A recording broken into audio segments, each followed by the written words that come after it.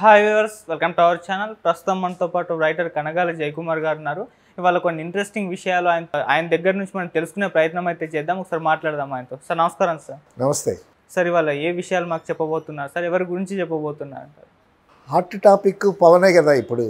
అవును, కాబట్టి పవన్ గురించే చెప్పుకోవాలి. ఎందుకంటే పవన్ గెలిచిన తర్వాత చిరంజీవి వాళ్ళ ఇంటికి వచ్చాడు. అవును, చిరంజీవి క్యాంపస్ అందరూ అక్కడే కదా ఉండేది.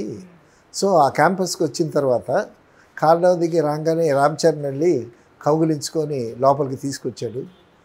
తర్వాత తనతో లెజినోవా వైఫ్, తర్వాత అఖిరానందన్ వీళ్ళందరూ వచ్చారు.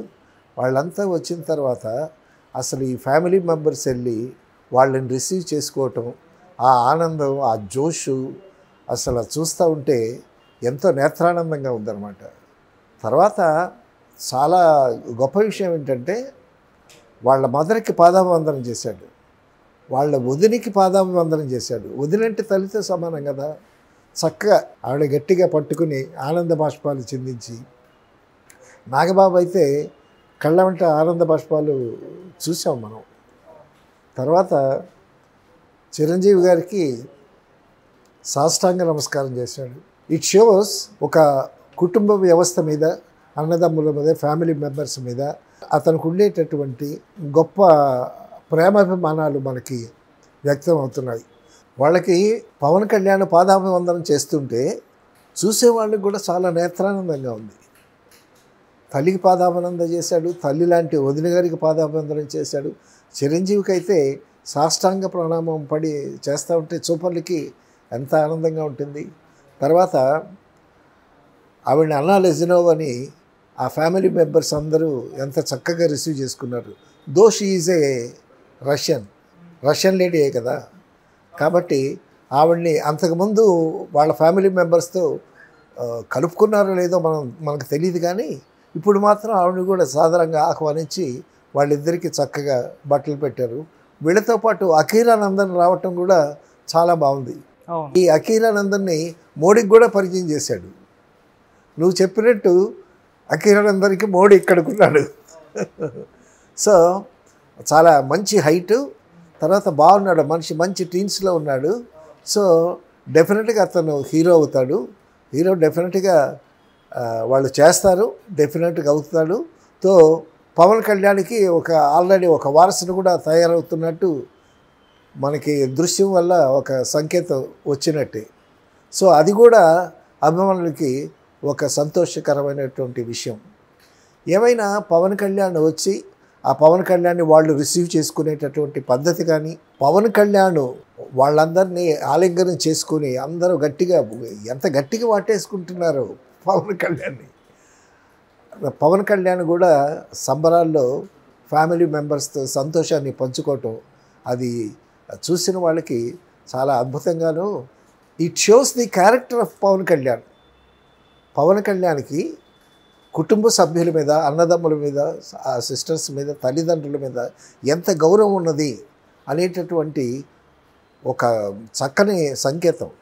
It shows the character. Pawan Kalyan వ్యక్తిగతంగా ఎటువంటి వాడు అనేటటువంటి విషయం కూడా మనకి ఆ దృశ్యం ద్వారా కనపడుతుంది. మేము రక్తబంధం సినిమా చేసేటప్పుడు, రక్తబంధంలో చిరంజీవి గారు హీరో. అప్పుడు వాళ్ళు నెల్లూరులో ఉన్నారు. ఆ నెల్లూరులోనే షూటింగ్ పెట్టమన్నాడు చిరంజీవి అని అంటే అక్కడ రక్తబంధం షూటింగ్ అక్కడ పెట్టాం. డైరెక్టర్ ఆలూరు రవి అని, తెనాలి ప్రొడ్యూసర్స్.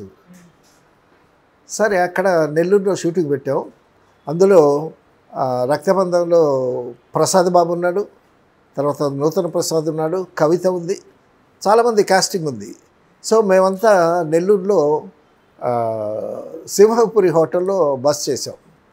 బస్ చేస్తే అప్పుడు వాళ్ళ ఫాదర్ అక్కడ జాబ్ చేస్తున్నాడు నెల్లూరులో. తర్వాత వాళ్ళ బ్రదర్స్ సిస్టర్స్ కూడా వచ్చారు, ఎందుకంటే చిరంజీవి షూటింగ్ కదా. సో బ్రదర్స్ సిస్టర్స్ అంతా అక్కడే ఉన్నారు అప్పుడు. సో మాకేంటంటే నైట్ డిన్నర్కి పిలిచాడు చిరంజీవి. సో డిన్నర్కి పిలిచి వెళ్తే అక్కడ పెద్ద హాల్లో అరేంజ్ చేశాడు, లాంగ్ డైనింగ్ టేబుల్. ఆ డైనింగ్ టేబుల్ దగ్గరికి వెళ్ళి కూర్చుంటే అప్పుడు వాళ్ళ సిస్టర్స్ బ్రదర్స్ అందరినీ నేను చూశాను అన్నమాట. ఆ దృశ్యం నాకు బాగా జ్ఞాపకం వచ్చింది. ఒక మంచి డిన్నర్ అరేంజ్ చేశాడు, స్వీటు హాటు పెట్టాడు, మంచి భోజనం పెట్టాడు. అక్కడ వాళ్ళ బ్రదర్స్ని సిస్టర్స్ని వాళ్ళందరినీ చుట్టూ తటస్థించింది. ఇక్కడ చిరంజీవి వాళ్ళ ఇంటి దగ్గర వీళ్ళందరూ ఆ కలివిడిగా చక్కగా అతన్ని రిసీవ్ చేసుకునే దృశ్యం చూసి నాకు అది జ్ఞాపకం వచ్చింది. నెల్లూరు వాళ్ళ ఇంట్లో డిన్నర్ చేస్తూ వాళ్ళందరినీ చూసిన అప్పుడు పవన్ కళ్యాణ్ చాలా చిన్నాడు.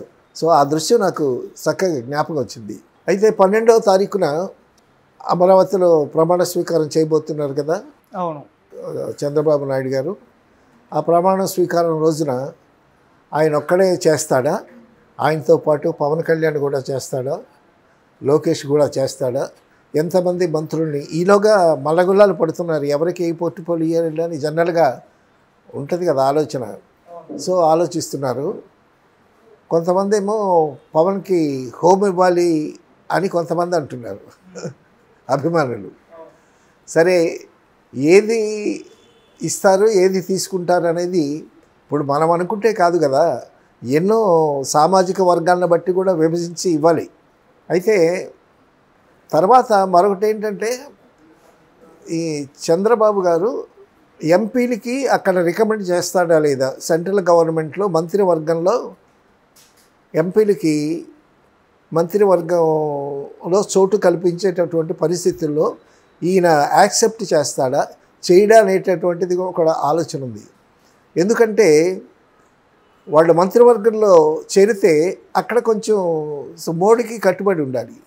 అయితే ఈయన ప్లాన్ ఏంటంటే లాస్ట్ టైం కూడా అలాగే, ఎందుకంటే సెంటర్లో మంత్రివర్గం తీసుకోకుండా తన సెపరేట్ ఐడెంటిటీతో ఉంటే ఏదన్నా తేడా వచ్చేటప్పుడు పాలిటిక్స్ కదా, ఒక్కొక్కసారి సపోర్ట్ ఇవ్వచ్చు, సపోర్ట్ని విరమించుకోవచ్చు.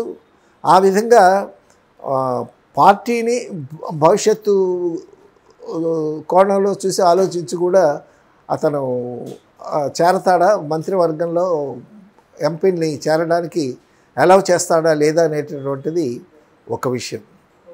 పోతే ఇక్కడ 12వ తారీఖున జరిగేటటువంటి ప్రమాణ స్వీకారానికి మోడీ గారు, అమిత్ షా, కేంద్రం నుంచి చాలామంది ప్రముఖులు, తర్వాత చాలా స్టేట్స్ సీఎంలు కూడా రావచ్చు.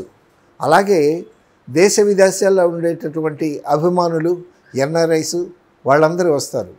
తర్వాత అభిమానులు, తెలుగుదేశం పార్టీ కార్యకర్తలు, జనసేన కార్యకర్తలు, బీజేపీ కార్యకర్తలు అందరూ వస్తారు. అదొక పెద్ద సందోహం. అది అద్భుతంగా జరుగుతుంది.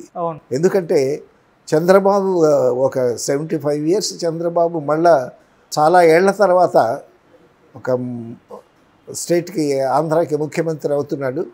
సో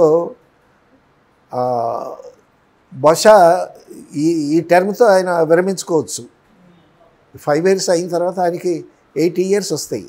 తర్వాత ఏ పవన్ కళ్యాణ్, ఏ లోకేష్, లేకపోతే ఎవరు వస్తారో మనకి మన ఊహకు అందరి విషయం అనుకో.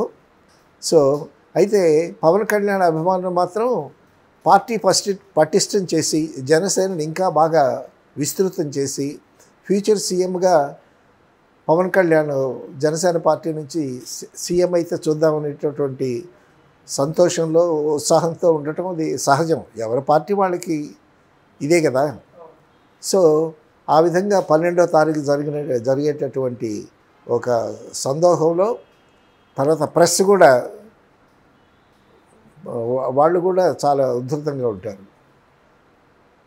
తర్వాత చంద్రబాబు గారు ఢిల్లీ వెళ్ళి మోడీతో మంతనాలు జరపడానికి, మోడీని అభినందించడానికి వెళ్ళినటువంటి సమయంలో చంద్రబాబు ఎయిర్పోర్ట్లో దిగిన దగ్గర నుంచి, ఎందుకంటే మోడీకి చంద్రబాబు సపోర్టు, నితీష్ కుమార్ వాళ్ళ సపోర్టు డెఫినెట్గా కావాలి.